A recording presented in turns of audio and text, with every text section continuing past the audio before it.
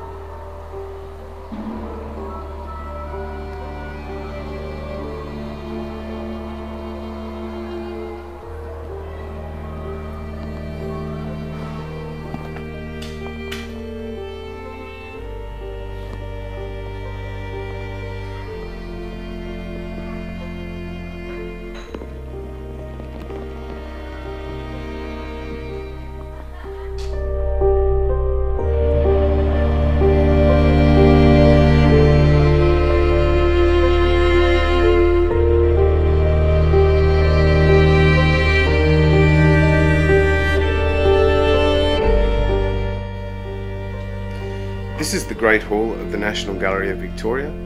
The NGV is the oldest and largest public art museum in Australia.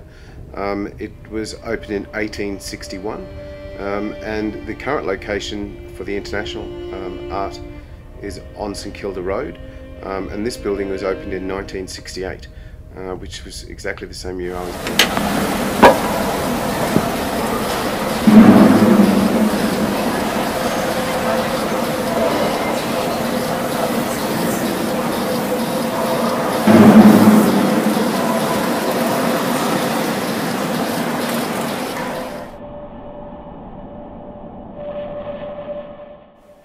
The international section of the National Gallery of Victoria comprises art from all over the world, and most of the pieces have been bought from the foundation for money that was left by a fellow by the name of Alfred Felton.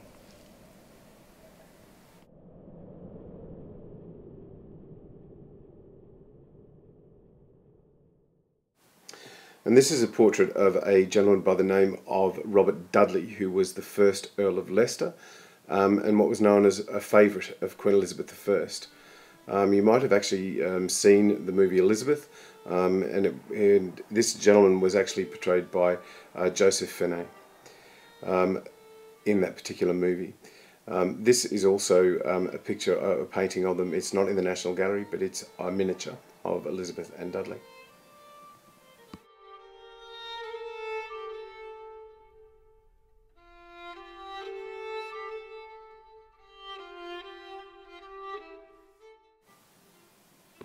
Then we come to probably the most famous painting in Australia, and undoubtedly the most valuable painting in Australia, of the Banquet of Cleopatra, which is painted by Tiepolo.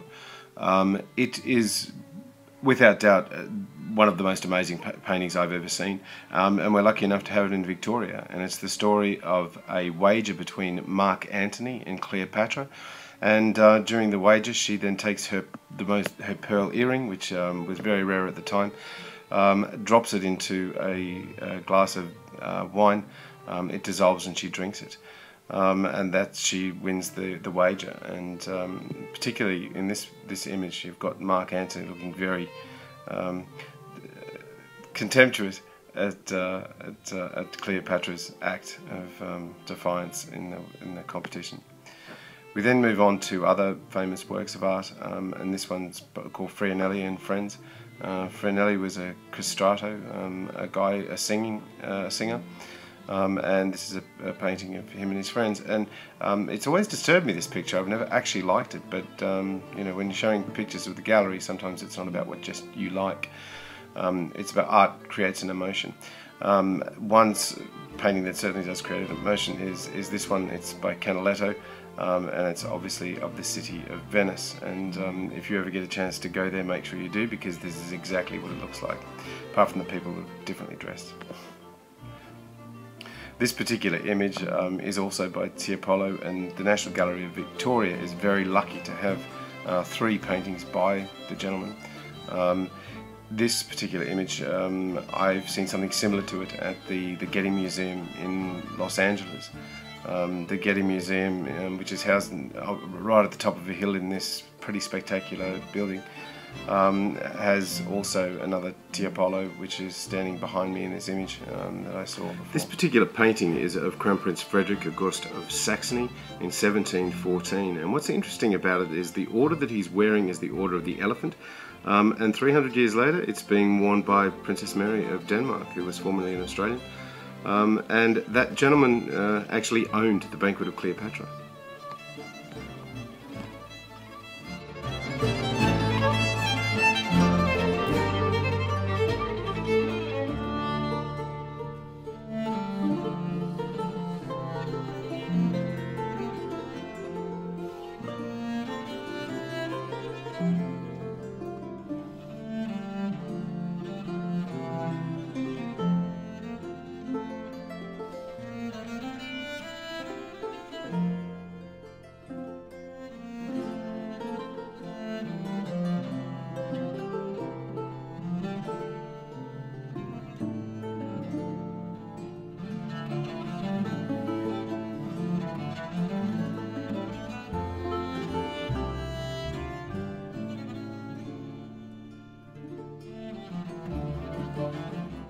This is a painting by Paul Cézanne, and this one is by Claude Monet.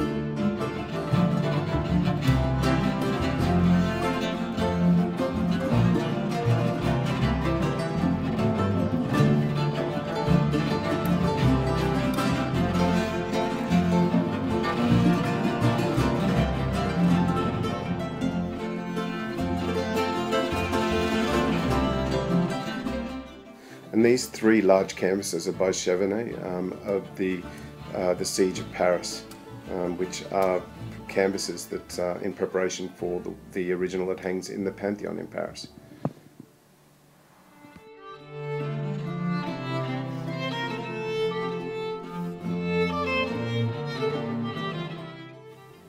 And this particular image that's coming up now is called Anguish, and I think it very much speaks for itself.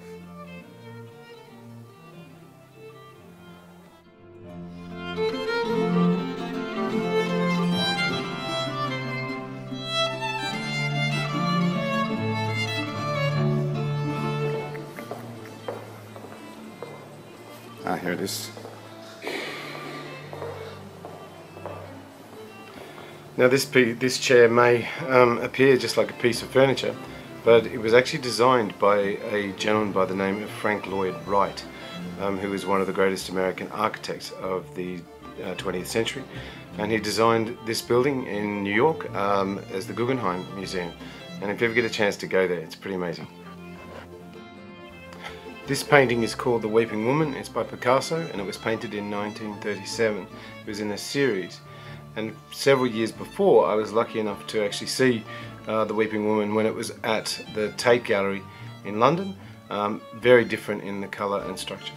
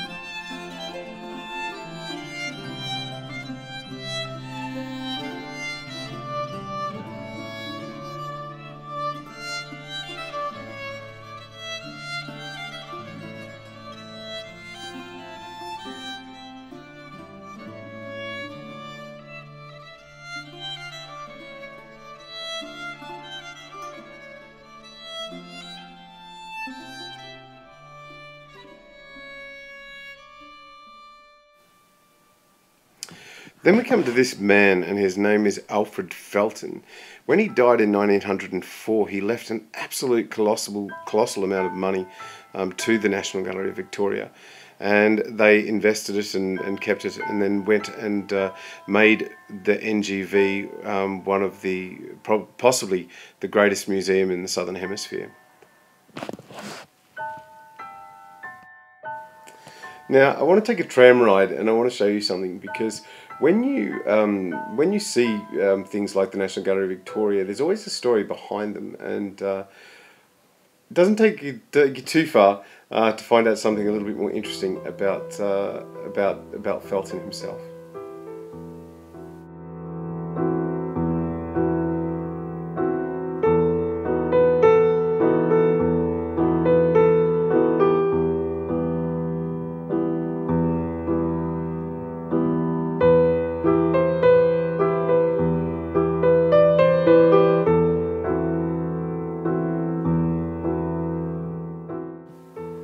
And one night when I found myself here to see a band, I was walking up the stairs to the SB Hotel in St Kilda, and I noticed a plaque that was on the wall.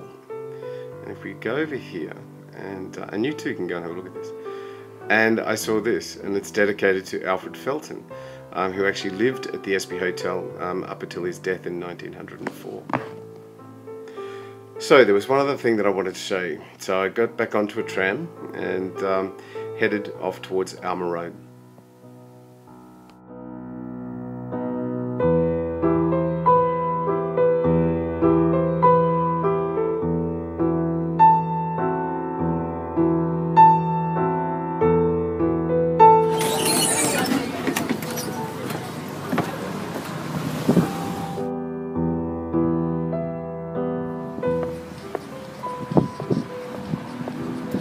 So I found myself at the cemetery on Alma Road, and this is actually where Felton is buried.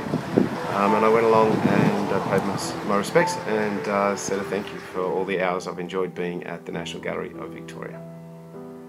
And that was how I put a movie together about the National Gallery of Victoria, and included a sort of a sub-story about a fellow by the name of Alfred Felton. And I hope you enjoyed it. Okay, thank you, bye.